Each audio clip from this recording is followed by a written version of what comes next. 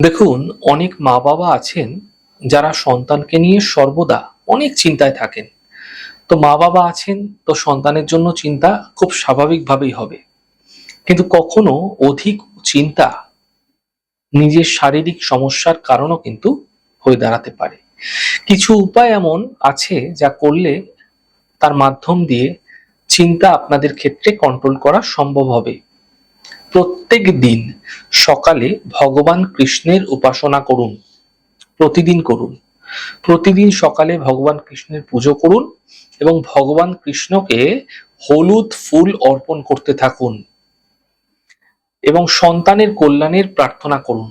এই প্রক্রিয়া প্রতিদিন একটি নির্দিষ্ট সময় করে চলুন এবং বৃহস্পতিবার দিন সকালবেলা স্নানাদি সম্পন্ন করে বিষ্ণু সহস্র নামের পাঠ অবশ্য করুন।